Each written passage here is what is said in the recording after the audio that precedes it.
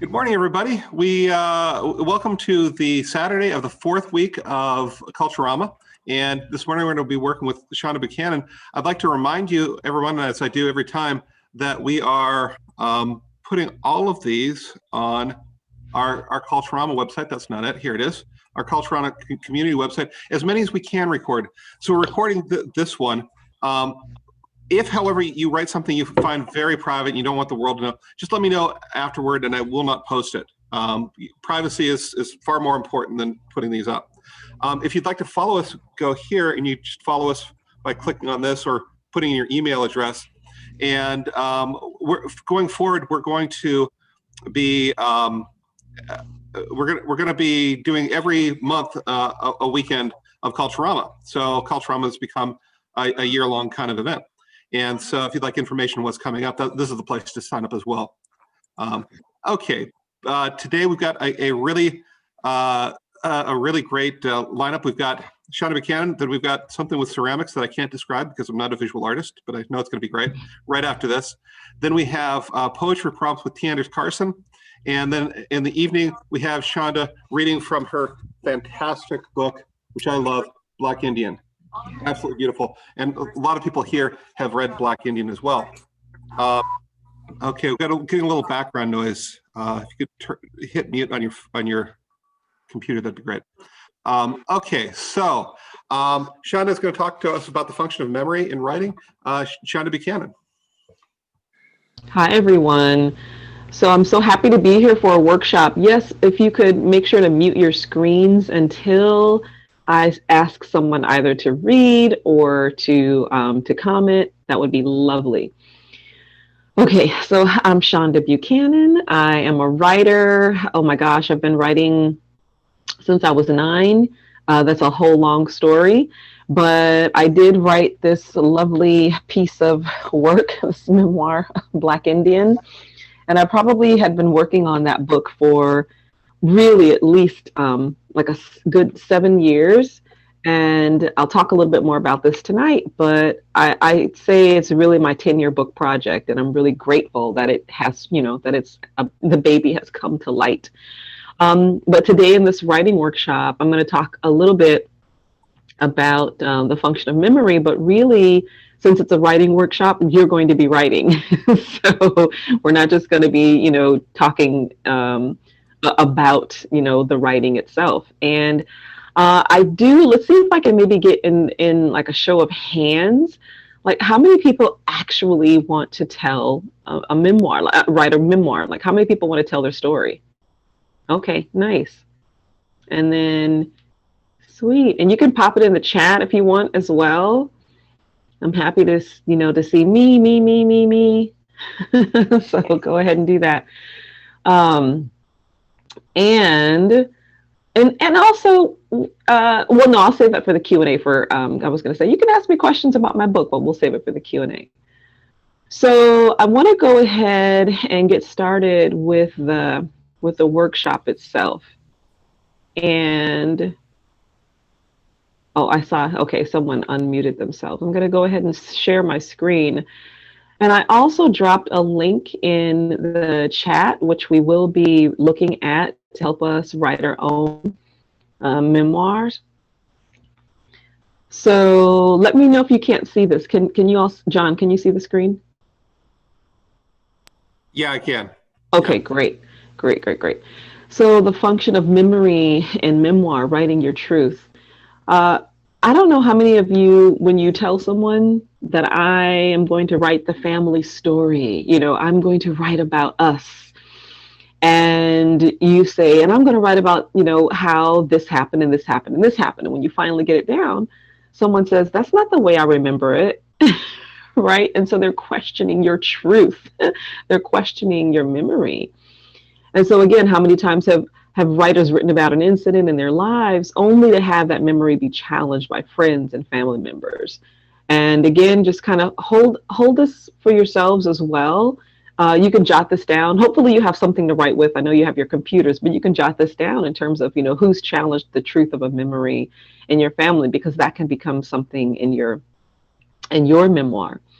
So, right, that's the nature of the memoir beast. And this class hopefully will help you deal with accessing and recovering memory to craft your story in a way that leaves no doubt that it is your story. So we're definitely going to work on, recovering those first memories and finding your story. I do want to do an introduction or a round robin, if that's possible. And maybe those who can't actually join in on the round robin, you can just kind of drop, something about yourself in the chat. And then also, I have here questions before we begin. So I actually will ask this I'll ask this periodically. But if anyone has any questions before we begin, go ahead and you can drop that in the chat. And I'll go back and forth between, the screen sharing and the chat just to make sure I'm answering all of the questions. So number 2, discuss the function of memory in memoir, or rather, I'm sorry, memoir and memory. So the real function of memory and memoir is to tell the story the way you remember it. And I say this from myself, years and years and years of reclaiming or writing about something that I remember.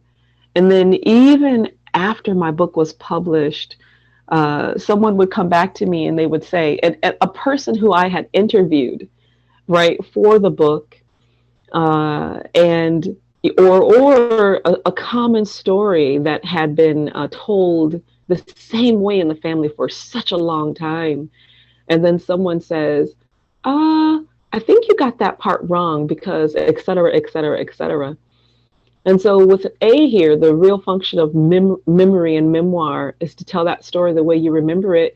You also have to think about it that if there were 5 people in the room, there are 5 different memories in that room, right? So you have to be really, really careful about saying, this is the way that I saw it. And then you can also talk about, we're going to talk about this a little bit later, but you can talk about, I was 9, and maybe my memory is a little fuzzy, but I saw it from this perspective. Or I was 9 and I was only as tall as the chair that my mother was sitting in, but I remember X, Y, and Z. So you're establishing, time and time again in memoir that this is my memory. I'm sharing this memory from the perspective of myself as a 9-year-old, and then myself as an 11-year-old, and then myself as a 12-year-old, and then myself as 16. And time and time again, you're reestablishing your authenticity in your ability to tell the story. You are establishing credibility as well when you consistently say, this is the way that I remembered it. This happened to me. This is a story that someone told to me. And also, do I hear a question? I heard someone's mic unmute. So also, when a grandmother or a grandfather or a parent or a sibling, when someone has told you the story, you can attribute the story to them. You can say, my mom told me that my grandfather lived on a farm all his life and he never had running water. And because they never had running water, this happened, this happened, this happened. And then connect it back to yourself. And you can say, when she told me this, I thought about how I had all of the amenities of life. I've never not had running water. I've never not had electricity in my house. What was that like for them? So again, you're coming back to, like, this is my story, and I'm reflecting upon this memory of my grandmother or my grandfather through the way my mom or my dad told it. So there are so many ways that you can show that this is my memory. I'm writing this book not I'm not going to say for me, but I'm writing this book from my perspective. Two or B here, it's also a way to recover and to reclaim something that was lost, right? Um, so I say this particularly through the lens that that I wrote my book. So, for example, the story of being an African American with American Indian indigenous roots is not a story you hear every day. And I wanted to write my memoir in a way that I was recovering and reclaiming a narrative that I had never seen in memoir form. I saw it a little bit in the history books. Um, I saw it, I guess, um, in as I got older, researching it and really realizing that someone like Crispus Attucks, the first man to die in the Revolutionary War, was Black Indian. And you don't really know what that means, but then constantly writing about your own life story makes you see the stories of other people in a really significant light. And so the ability to reclaim and recover the Black Indian narrative also allowed me to recover and reclaim other people's Black Indian narratives, which was a thing that I did not expect to happen. Um, and so I got to say, oh, hey, in my research, I found that Crispus Attucks was also African and Wampanoag or Nagarasat. In my research, I also found that Mildred Loving of the Loving story, the Lovings, Mildred and Richard Loving, who challenged the the law in Virginia that it was illegal to marry interracially, and they challenged that law, and it was repealed in 1967. She was Rappahannock and African American. If she actually was African American, her family members say she was full blood Rappahannock. So it was like, oh, I get to reclaim the story of people who were hidden, the mixed bloods who were hidden. So as you're writing your own story, like, what are you recovering and what are you reclaiming? What's a narrative that we haven't seen before or heard about before? And even if we've seen it or heard about it, then what's a different perspective of that narrative? There are a lot of mother-daughter narratives. There are a lot of family narratives, and my book is mother-daughter, it's family, it's historical narrative. There are a lot of abuse narratives. There are comedy narratives. I mean, there are different kinds of narratives, and you can look that up, for yourself as well. But what about this specific story, your story? What am I reclaiming? What am I recovering? What am I reinserting into the American tapestry, or not even American? I guess I wouldn't say it like that because I've got some Pakistani ladies in here, a group students in here, not just ladies, but what's the narrative that has not been told of my gender, of my nationality, of my people, of my orientation? Like, what's the thing that hasn't been told before, and how am I recovering and reclaiming it? And in fact, you can use that as your own prompt, right? Every time you sit down to write, you can say, what am I recovering and reclaiming today?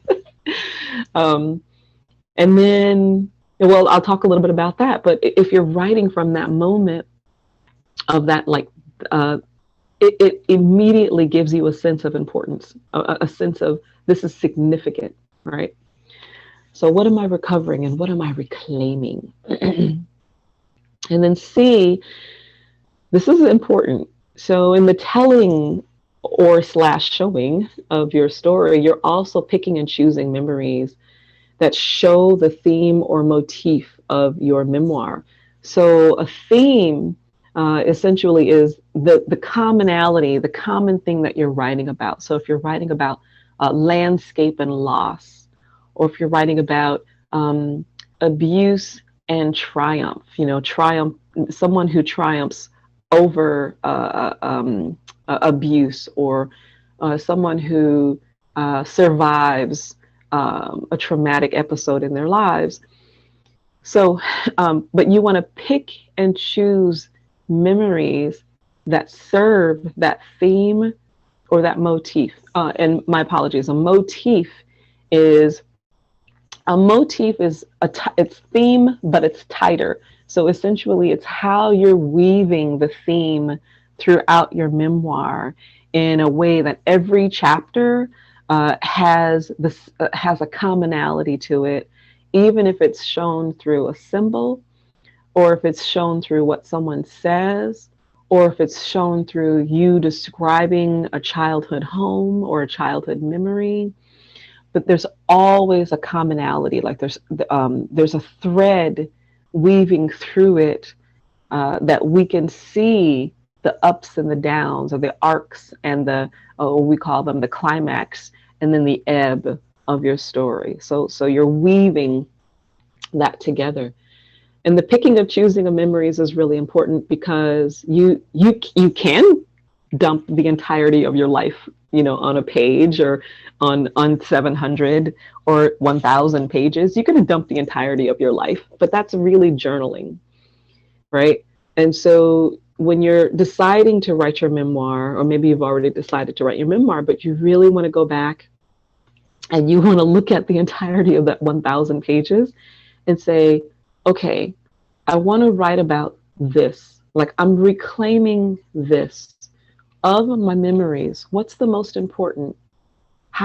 What's the most important? So let me decide upon 20 memories to write about, right? Let me choose 20 good memories, even if, maybe 2 or 3 of those aren't actually mine, but I'm going to craft my story from those 20 memories. If you actually can narrow that down to 20 memories, you can consider that 20 chapters in your book. I just made it easy for you, right? So they're like, how do I write a memoir? And there it is right there. Those 20 memories can each become 20 chapters. And even if those chapters became anywhere from 3 to 10 pages, or 3 to 17 pages, for each chapter, at least you've got a direction. Okay. All right. So I hope I gave you just a little bit in terms of that, recovering and reclaiming, writing of the memoir. And I'm going to stop the screen share just to see if there are any questions before we get into the other. I know I said I wanted to do round robin, and I want to see your faces as I do round robin too. So, okay. Someone said, can I share the link again? It only appears in the chat for those who were here. Okay, let me pull. Got it. Thank you. I'm so glad I'm unscreen sharing. Let me find that link again. That's a little interesting that that it's not at the top of or you don't have the ability to scroll. Oh, my apologies. All right, let me drop this link again. So this is the link to the essay that I just dropped in, but what I'm reading on the screen, I did not drop that in to the chat, just to clarify. Okay, yay! Some people find it helpful so far. Fantastic! I should be seeing some lovely memoirs coming out of this. Okay. Does anyone have any questions so far? And if you're not dropping it into the chat, do you want to ask me something quickly? No? Okay. All right. Is it possible to even how many people do I have in here? I have 30 people in this room. Oh my gosh. Can we even do a quick round robin? Is that possible? We'd have to limit the amount of time and number of things. Yeah. So maybe I can't do a round robin like that, but how about this? One of my questions in this workshop is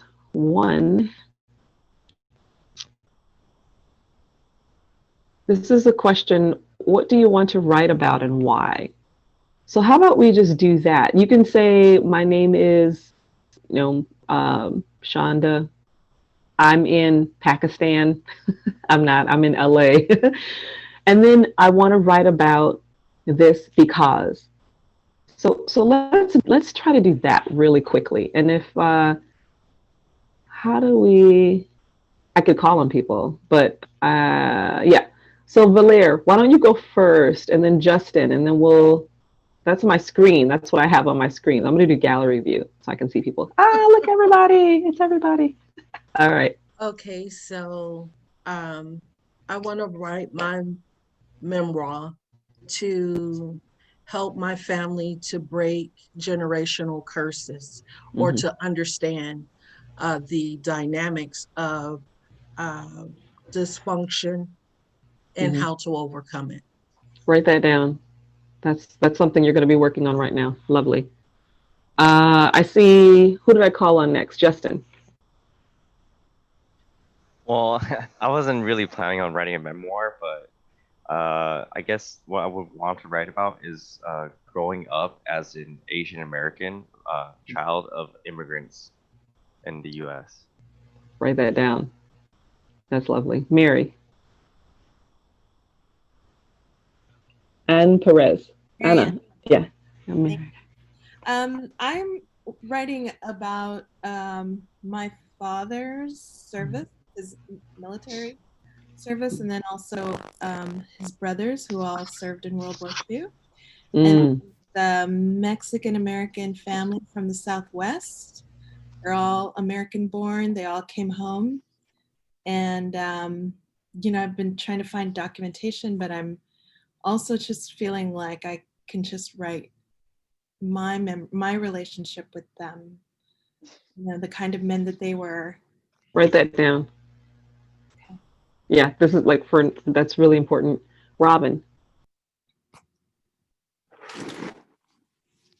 Oh, your mic is on mute, Robin. There. So I want to write about my late daughter's disastrous decision to return to her birth mother. Please write that. Yeah, jot that down for yourself. I see Hibab Ahmad. And you don't have to, if you don't want to, you don't have to, or you can just drop it in the chat. I just won't see it until after because I have it on gallery share. Hibab? I think she's like, no, not yet. Okay, we'll go to Frances. Hi, I've written my memoir pretty much. I'm almost done. I'm just editing, but it's called No Hope for Normal because I had a really dysfunctional background and I just wanted to be a normal kid my whole life. And now I'm adult and married and have kids, and my kid has turned transgender. So I have a transgender son, and I kind of feel like I'm always going to have an abnormal life. So my book is called No Hope for Normal. Is that your first sentence? No. I always wanted a normal life. That's like a great first sentence, though. I'm just saying. Jonathan.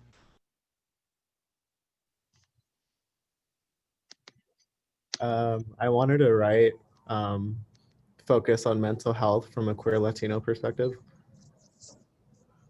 Just because I work in mental health. I'm actually at work right now. It's just something that I've always valued, and it's I guess whenever there are conversations going around within the family, it's always kind of just brought up based on like myths or just like overall generalizations that public may have, and it sucks because it just watching it how it affects my family differently and like how quick they dismiss it's I could only be the moderator for so long, so yeah.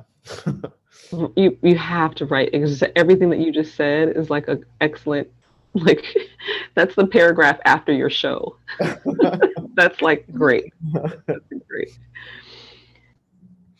I want to mispronounce your name. Is it Baku? Baku? Yes, Burcu. Yeah, that's because I'm Turkish American.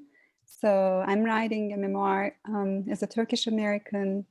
My kind of literal, emotional, and mental back and forth between America and Turkey while trying to find a home between two, but also for many years feeling like homeless. So, so it's just the reasons I'm actually, it's a journey for me. Like I'm trying to understand why it's that way and all the similarities and all the differences. And so I'm hoping to have like maybe trilogy or 3 or 4 memoir, like because there's so many back and forth, so many journeys. So That first couple of sentences, definitely, I'm trying to write a memoir about the Turkish American experience and, you know, my role in it. Yeah, please write that down. That's amazing. thank you. Shama, Shema. Perfect. Yeah. Can you hear me? Okay. So right now I am in the Netherlands doing grad school. And I'm interested in using magical realism to talk about the first generation Arab American activist experience and also being an expat.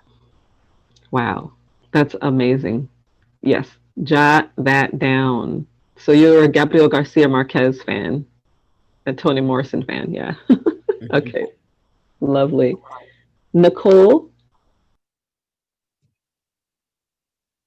Hey, I had started working on a poetry collection and it sort of realized that it was going through my life. So, and I kind of got stuck. So I wanted to work to explore my history in that way and more visual terms. So it's really building on that. and what is it about? It's basically about years of my life. So, and the impressions of those years, the important impressions that happened for me in each of those years. I love that you said that because that goes back to the choosing of the memories, right? So impressions of your life, which impressions and why? And we'll come back to that in the workshop. I like that. Elisa. I've been writing more of personal essays than memoir, but I'm probably going to try to compile them all into something about just being a caregiver and being in that sandwich generation where I'm stuck between caring for my son and then caring for aging parents and my grandmother and a cousin who I'm her guardian. And then I'm also a social worker. So I'm a case manager. So I am a caregiver in that as a profession. So I'm just I'm wanting to write about what it's like to be just a caregiver all the time.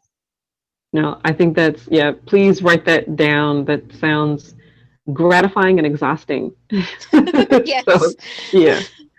Linda. I finished my memoir. It's going to be published in 2022. Wow. Congratulations. Yay. Thank you. It's called Exploring Without a Map. And it's the story of my first love in college, which was an interracial relationship in rural Pennsylvania in 1972. Wow, that's amazing. Are you working on a second memoir? You know, I have just started to think about it a little bit, but I still need to do a lot of work with the publisher on this one. So I'm not forging too far ahead because there's still some work to do. Okay, lovely. Thank you. Kelsey. Thanks. Hi, yeah, I'm writing, well, I have a new book out, or that's going to come out in 2022 with Moontide Press, and it is based in memoir. It's poetry, and it kind of goes through my journey with scoliosis because I was diagnosed very, very young and had surgery very, very young, and then basically everything that could go wrong did go wrong. And so I've had 9 surgeries since, and I'm a 33-year-old woman, and yeah, so I just want to tell that story. That's amazing. And I was trying to think of a memoir that I've read that deals with that. And if I know there's one out there, but if I come back to it, I'll let you know. Thank you. Yeah, congratulations. Okay,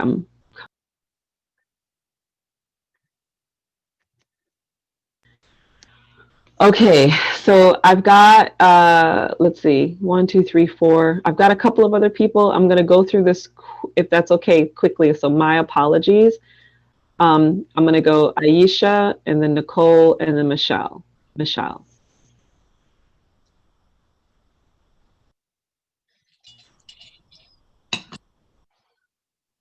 Maybe some people don't have the voice capability, so just you can drop it in the chat, Nicole, and you don't have to show your screen if you don't want to.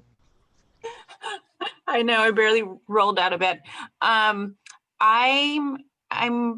thinking that I'd like to write a memoir, kind of with a timeline of how reading and writing helped me to get through my dysfunctional upbringing. So kind of like a timeline of the when I first learned how to read, and the books that I read, and the writing that I did since like age 8. So a literacy memoir. That's lovely. Nice. Nice. Michelle or Michelle? Nazim?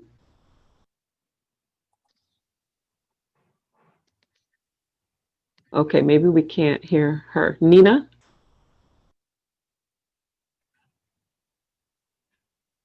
A little bit like Nicole D. I'm writing poems, and they're not stuck, but I think actually writing some memoir would feed into them, would be quite helpful.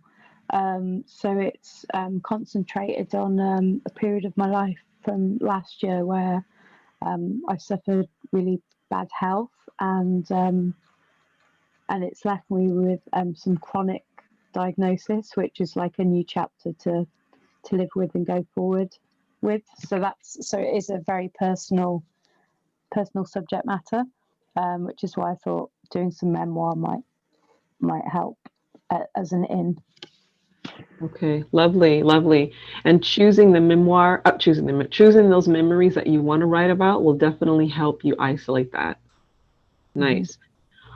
Okay, so I'm going to pause here, and I'm going to read the names of some people who haven't gone yet. Zaha, Fatima, and then I see Fatima Yusuf, Josh, Julia. We have people putting stuff in the chat too right now. Oh, great. Okay, fantastic. Okay, I love that. I'm going to pause here because I want to get into the writing of it. And so I'd like to ask the people who I haven't done the first round robin, maybe you all would think about being the first readers towards the end of it when we start to share. So that way we can get your stories. Is that okay? I see Linda's laughing like, ha ha ha ha. So we'll see if we can make that happen. All right. So I'm going to go back to the screen share because I want to make sure that we actually get some writing in this workshop. So I've got a couple of prompts here, and so it's going to be some good writing, folks. So just so you know, I want to read a little bit of Joy Harjo. She's just amazing. So for example, Joy Harjo is our poet laureate of the U.S. She just got a reappointment. Apparently, this is only the second time that it has happened that they reappoint a U.S. poet laureate, because they basically, not even that she needed a do-over, but the work that she has been doing as a poet, as the voice of the nation, which is what the poet laureate is supposed to do, has been fantastic, and so they wanted to keep her on. So Joy is a Muskogee Creek woman. She's also a jazz musician. And I want to use the first part of her memoir, Crazy Brave, as a jump off point for us in the answering of the questions for my prompt. So I can ask someone if anyone would be interested in maybe reading the first 2 or 3 paragraphs, and then we'll get someone else can kind of jump in. Is that possible? Let's see, whose name do I know now? I know, oh, well, let me just ask. Would anyone like to read? I'll do it. Thank you. I got to move the little pictures off my screen though, because it's blocking part of the text. Okay. Okay. East is the direction of beginnings. It is sunrise. When beloved sun rises, it is an entrance, a door to fresh knowledge. Breathe the light in. Call upon the assistance you need for the day. Give thanks. East is how the plants, animals, and other beings orient themselves for beginnings, to open and blossom. The spirit of the day emerges from the sunrise point. East is also the direction of Oklahoma, where I was born, the direction of the Creek Nation. Once I was so small I could barely see over the top of the back seat of the black Cadillac my father bought with his Indian oil money. He polished and tuned his car daily. I wanted to see everything. This was around the time I acquired language, when something happened that changed my relationship to the spin of the world. It changed even the way I looked at the sun. Thank you. I'm so sorry. I'm gonna pause you there to see if anyone else wants to read. Thank you. That was lovely. Does anyone want to jump in and pick up? I'll read. Okay, awesome. Next 3 paragraphs. Okay. This suspended integer of time probably escaped ordinary notice in my parents' universe, which informed most of my vision in the ordinary world. They were still omnipresent gods.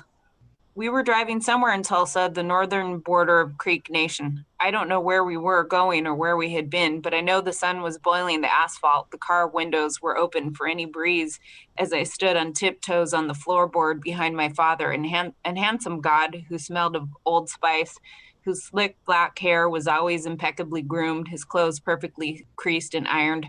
The radio was on. Even then, I loved the radio, jukeboxes, or any magic thing containing music.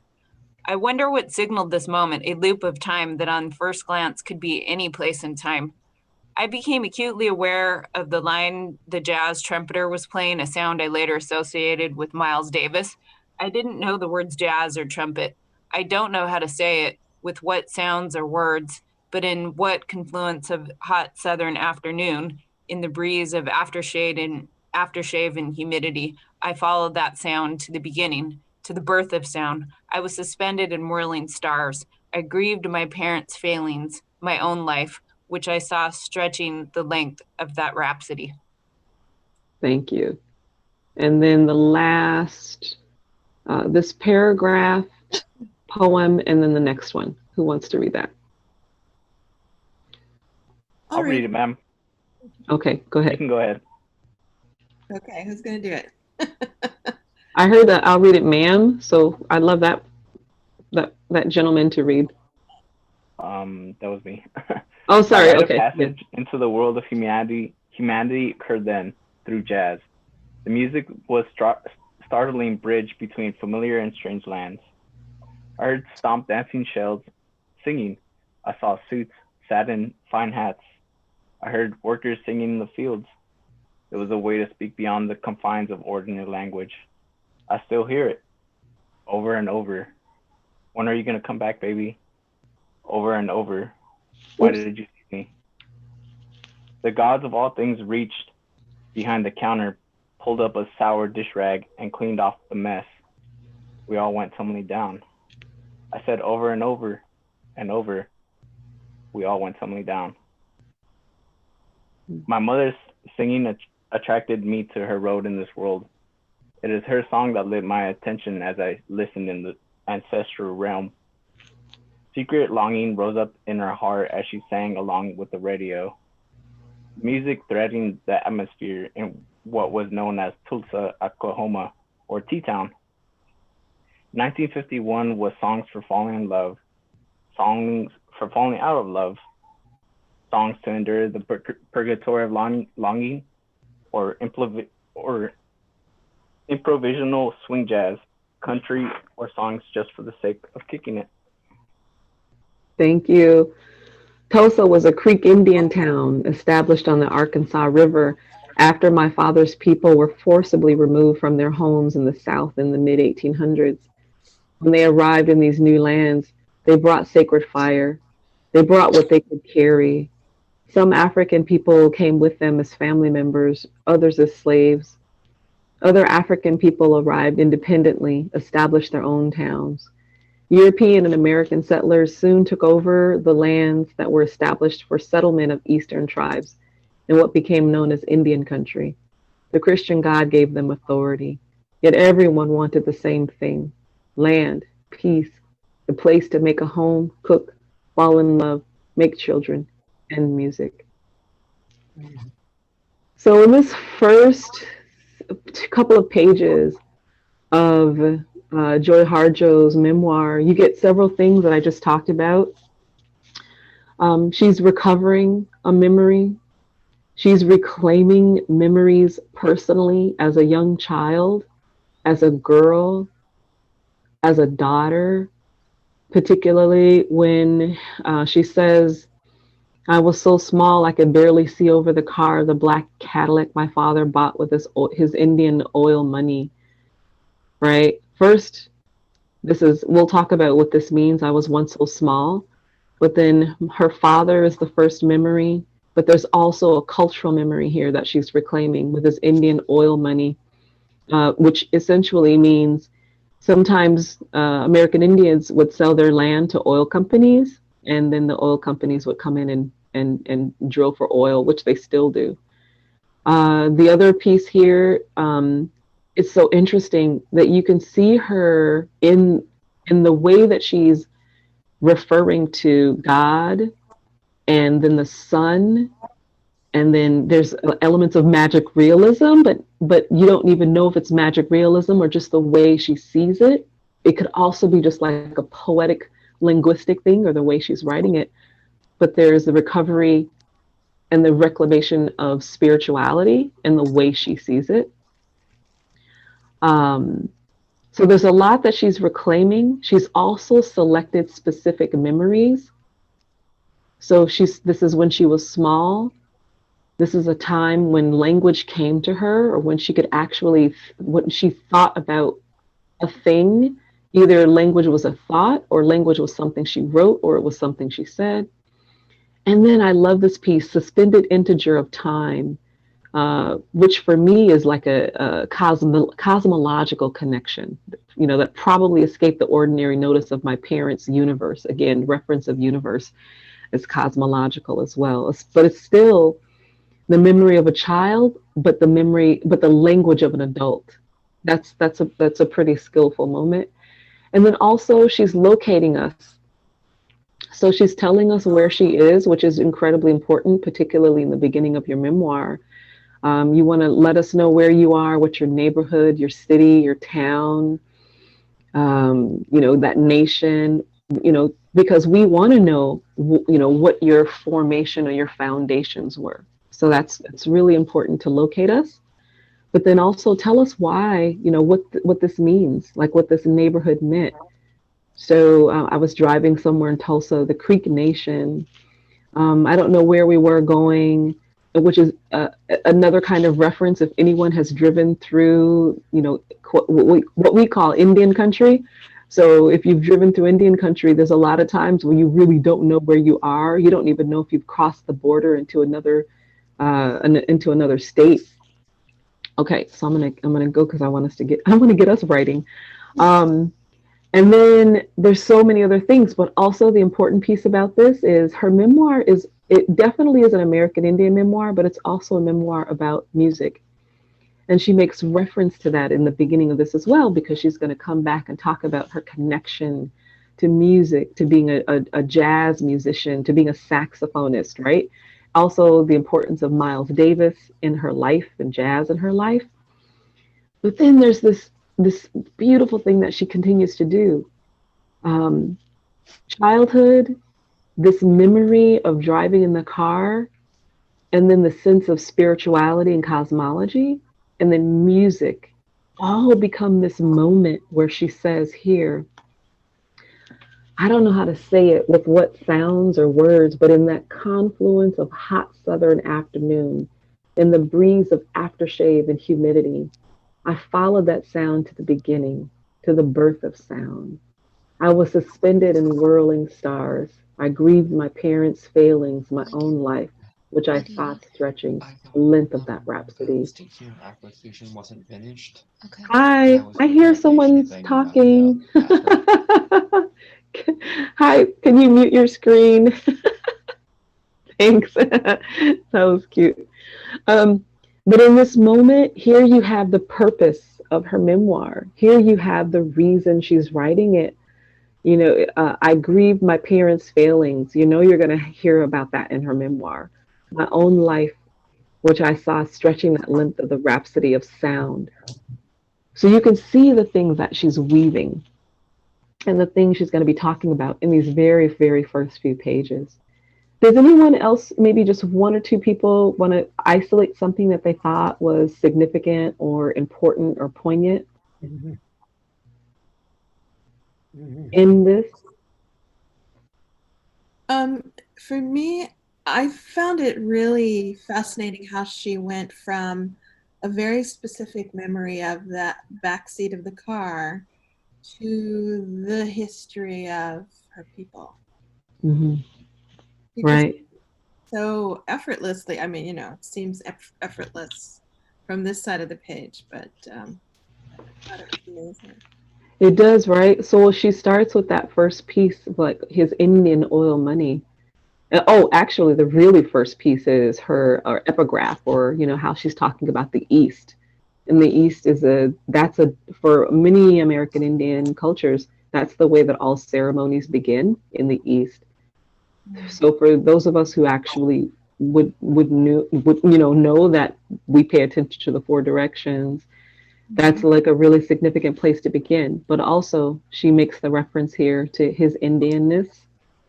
She also comes back and locates us with Tulsa, the Creek Nation. And then towards the end, well, there's a couple of other things that she says.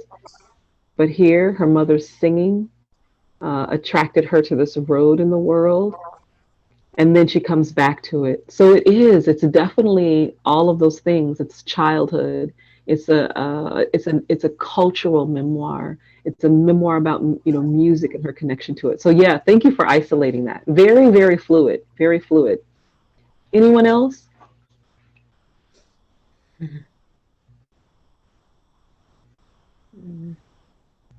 No? Yes? Okay.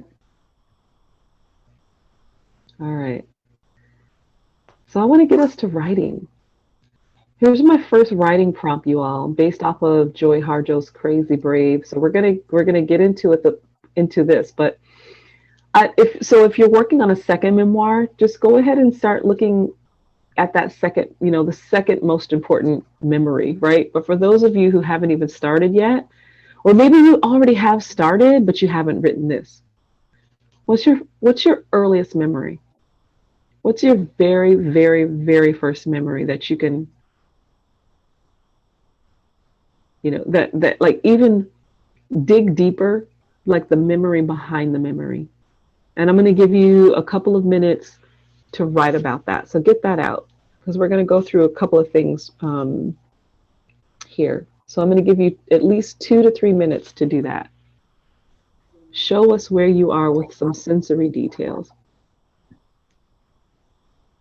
And I'm just going to ask, someone's mic is on. If you could maybe mute your mic. Oh, are we able to mute mics, John? I think we Yeah, have Ken, it. if you like, happy to do. Yeah, if you could mute mics so people can write now.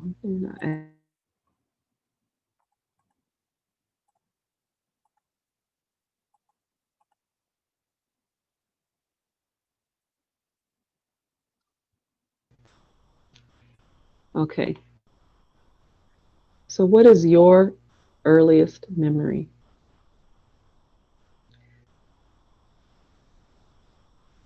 And again, the memory behind the memory.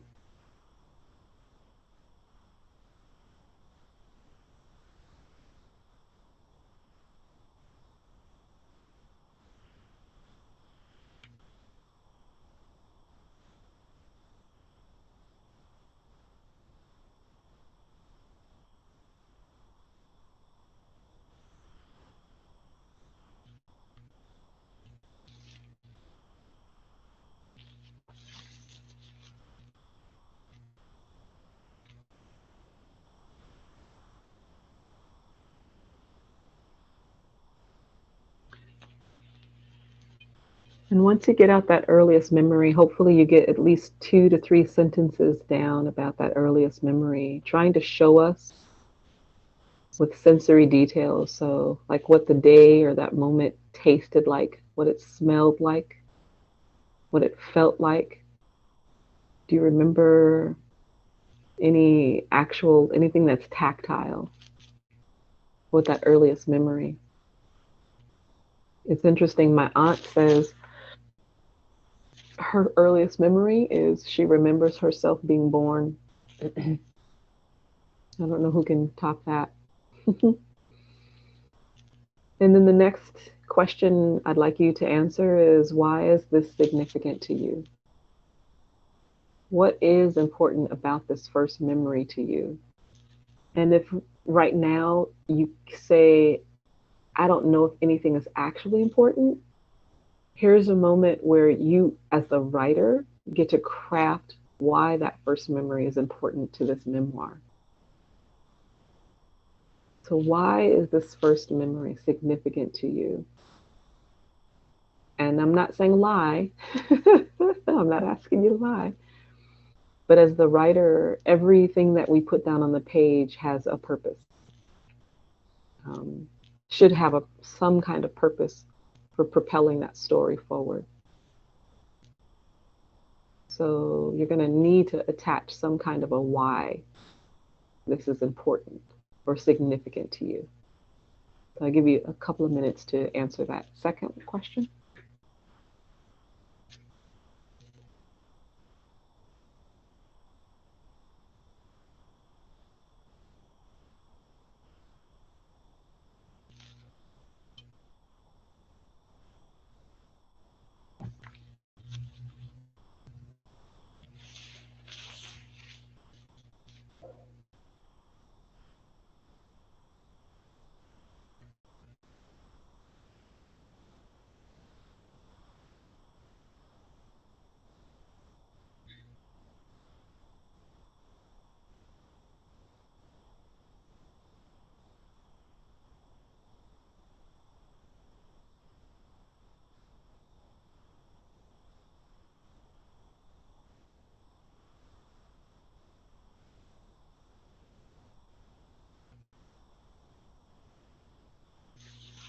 And then the third question, so finish up that last thought or last sentence, or bookmark it for yourself, put a bracket around something you want to come back to.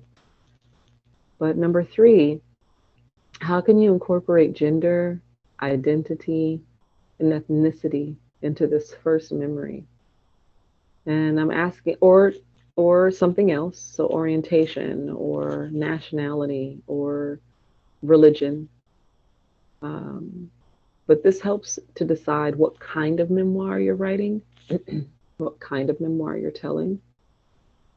So how can you go back to that first memory?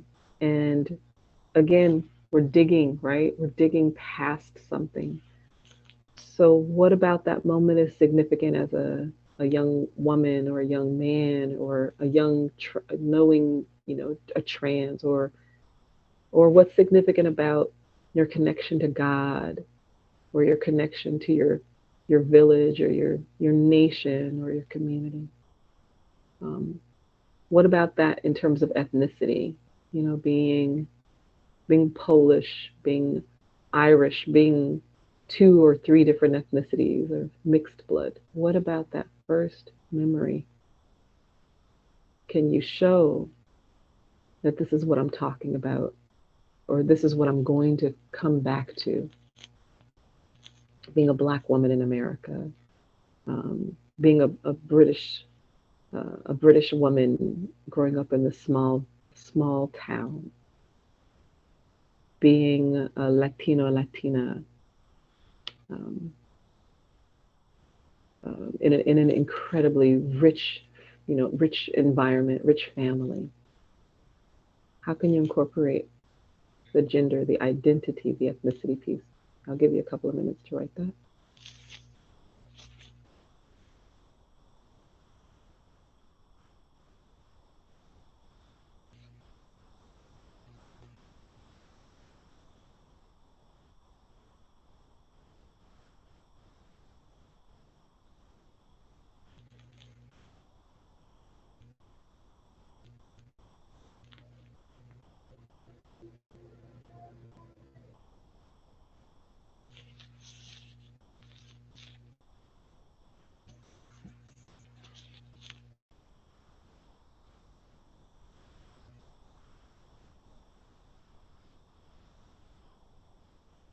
And now specifically going back to Harjo's excerpt that we read, if you can, try to write a paragraph for each of the following. And I'm saying a paragraph, so even if you get 3 to 4, 5 sentences out, usually a paragraph is between 5 and 7 sentences. But if you're writing a shorter paragraph, that's okay. But what are your earliest memories of your parents? Harjo's earliest memories of her dad are tiptoes on the floorboard behind my father, a handsome god who smelled of Old Spice, his slick black hair always impeccably groomed, perfectly creased and ironed clothing. So that moment of her dad, that really visceral, sharp image of her dad, is also mixed with music. The radio was on. And even though I love the radio, even then, I love the radio, jukeboxes, or any magic thing containing music. So write your earliest memory of your parents, if you can, in one paragraph. And then in the next one, show their age or struggles at this age, if you can, if you could remember that. So I'll just have us work on these two, A and B for now. I'm going to give you at least 5, 6 minutes to get that out, or even to go back to something else that we already worked on. So I'm going to scroll up so you can see what you're working on. And feel free to screenshot this as well.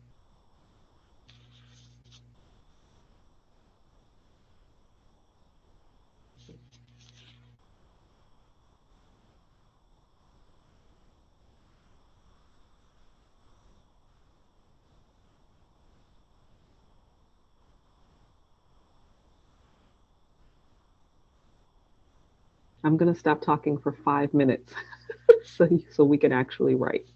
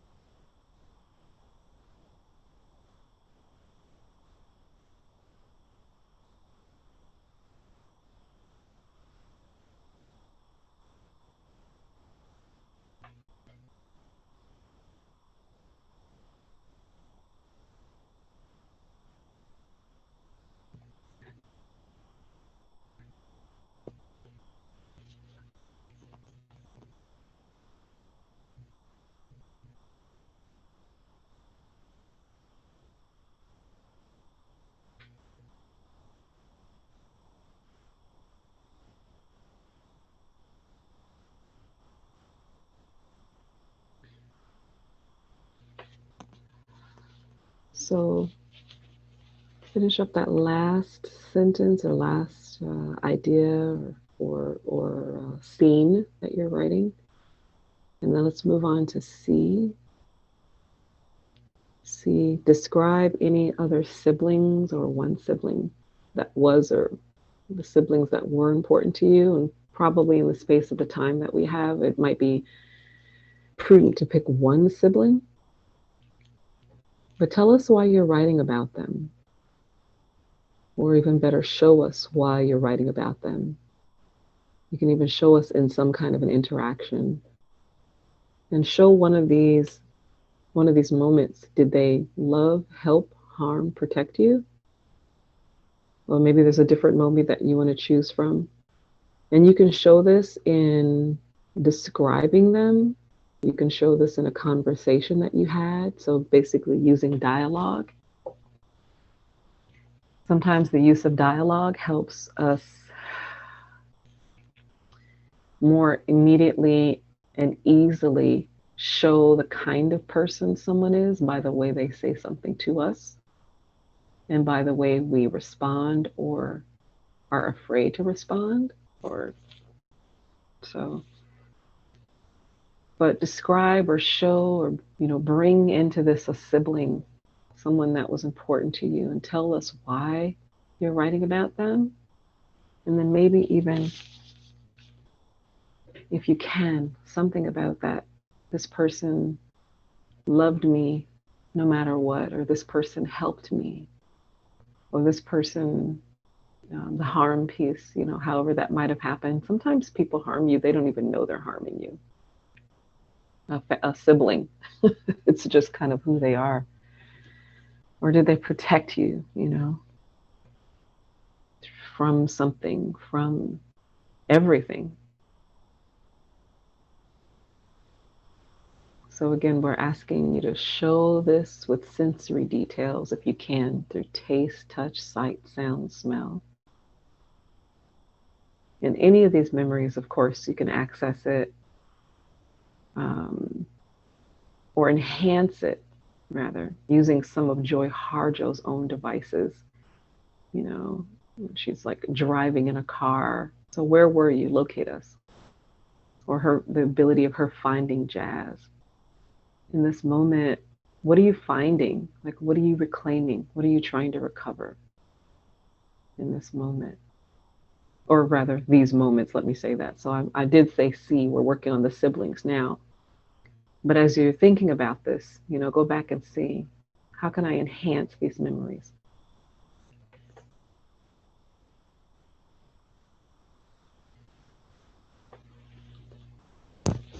I'll stop talking for 3 minutes.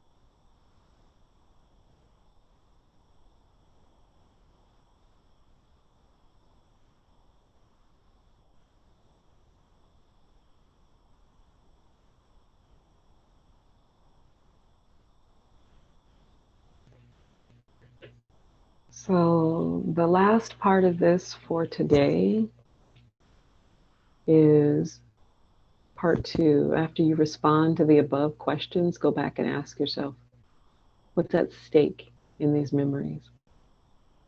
So if we're looking at the function of memoir, or function of memory and memoir, right? I'm going to go back to my little 3 precepts here. The real function of memory and memoir is to tell the story the way you remember it. It's also a way to recover and reclaim something that was lost. And then 3, you're also picking and choosing memories that show that theme or motif of your memoir. So those are the actual, I'm going to stay right here. Those are the actual kind of precepts, for the writing of the memoir, how to do the memoir, rather, why we're writing the memoir. So you have to go back and ask yourself, what's at stake in these memories? Why am I writing this anyway?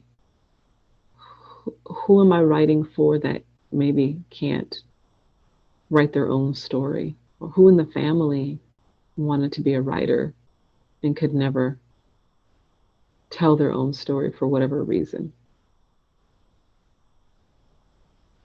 So just take a few moments to go back and answer that question for yourself. What's at stake in these memories? What's at stake for me in the writing of these memories?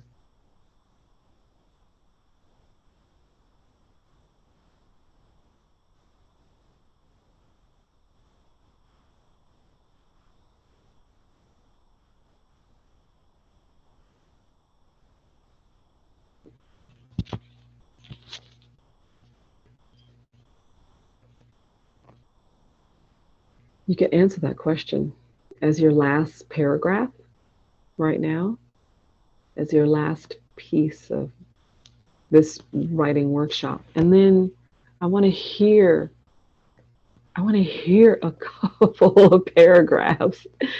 And starting with the people who we didn't get to introduce, who didn't get to introduce the why they're writing or what they want to write about. So we'll start with them. So take a couple of minutes and see if you can get a last paragraph out about what's at stake in these memories.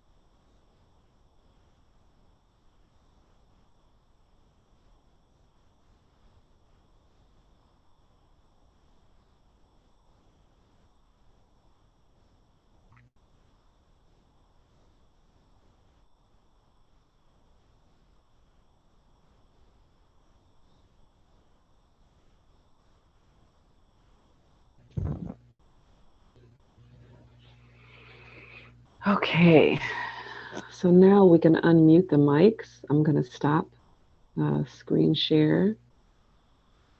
If anyone has any chats, anything in the chat that they'd like to. Ooh, we've got a lot of chats. a lot of notes here. Okay, great. All right. How do you guys feel? Hi, good to see your faces again. Did we do some good writing? Did we do some unearthing? I see some smiles. I see some nods. Yeah. This is what it means to write that memoir, right? And this is just from your perspective. It's not even handling what people will say about you writing that memoir yet. You're going to have to respond to that eventually. So this is basically you getting it out first. So who would like to share? And I want to give the 8 people who we didn't introduce the opportunity to go first. So if you did not have a chance to introduce yourself or to introduce what you're writing about, do you want to unmute unmute yourself and share?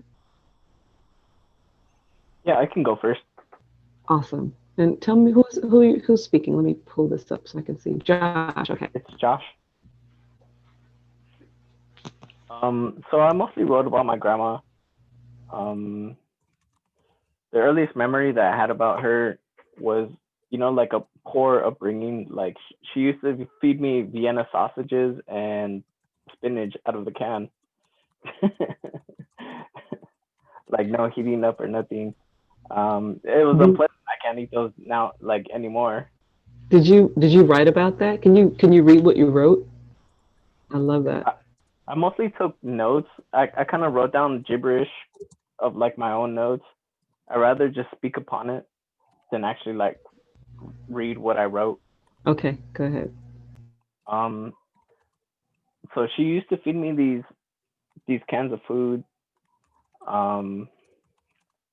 It was very unpleasant.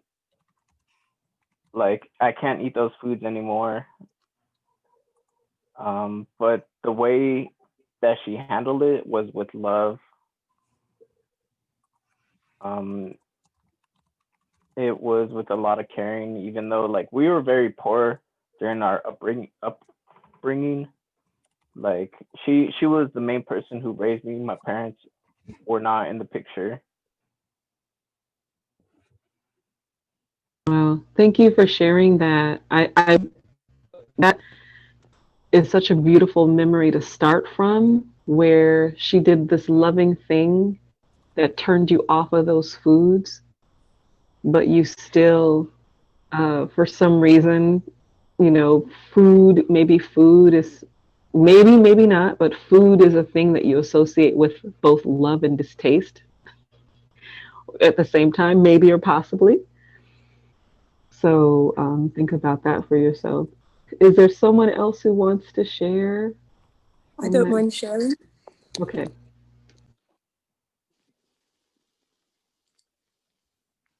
I remember being locked in a food cupboard by my brother, who was a year and a half older than me. I'm told I was about 2 years old at the time. I can see his face as he is about to close the door, fingers to lips to hush me, to make me quiet, mute, for me to be hidden from the world and only himself seen. I feel the darkness spreading out before me as the door snaps shut. My eyes are bright and they strain to see what is around me. There is a shelf above my head. I touch a paper bag full of flour.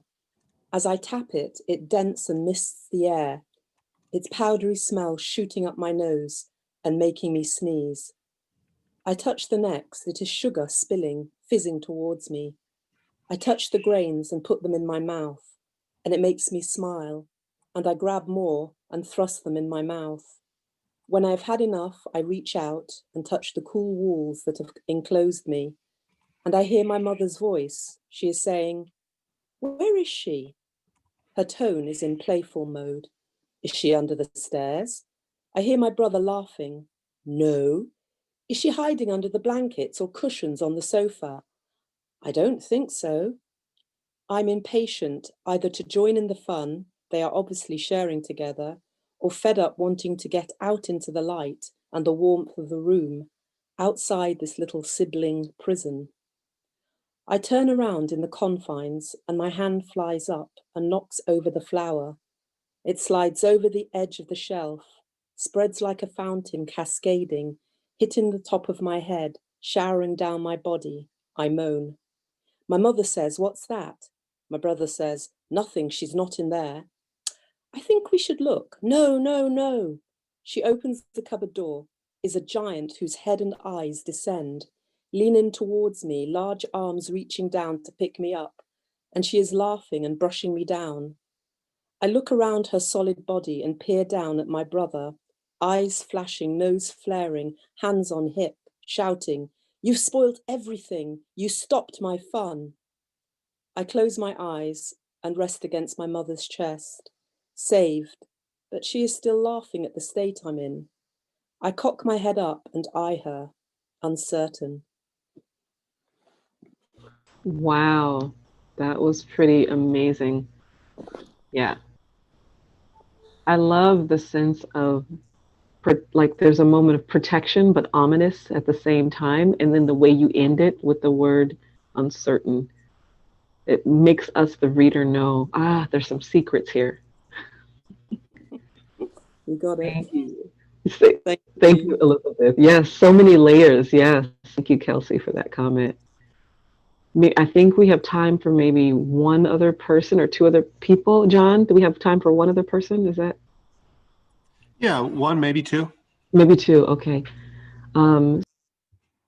Sorry, I did say people from the group who we didn't get a chance to introduce, but if there's someone else who wants to weigh in and wants to read, I'd love to hear it. Jonathan? Yeah, okay. I saw Jonathan's hand go up, and then Cindy?